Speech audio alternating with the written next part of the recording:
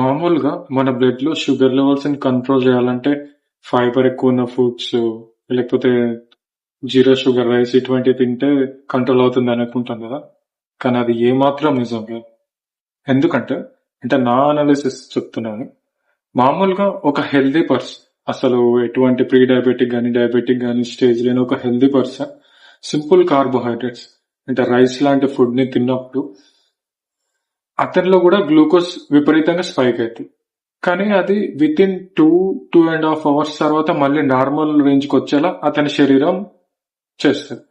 దానికి అతని లివరు, అతని మజిల్స్, అతని ప్యాంక్రియాస్ ఇవన్నీ కష్టపడి మళ్ళీ అది 2.5 అవర్స్ లోపు మళ్ళీ నార్మల్ స్టేజ్ కి బ్లడ్ లో నార్మల్ లెవెల్లో షుగర్ లెవెల్స్ ఉండేలా చేస్తుంది అతని శరీరం.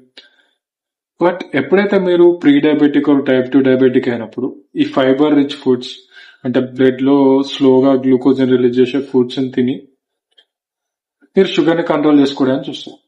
ఇలా షుగర్ ని కంట్రోల్ చేయడం, అలా మీ శరీరం షుగర్ ని కంట్రోల్ చేయడం రెండు ఒకటి కాదు. మీరు ఇలా ఫైబర్ రిచ్ ఫుడ్స్ మీద షుగర్ లెస్ రైస్ లాంటివి తీసుకొని వీటి మీద డిపెండ్ అయిన రోజులు, అవి తిన్న రోజులు మాత్రమే మీ షుగర్ లెవెల్స్ తక్కువ చూపిస్తే తప్ప రియల్ గా మీ బాడీలో అసలు ఏ ప్రాబ్లం ఉంది, దేనిది అసలు ఆ ప్రాబ్లం ని ఎలా క్లియర్ చేయాలని ఇవేవి చేయవు.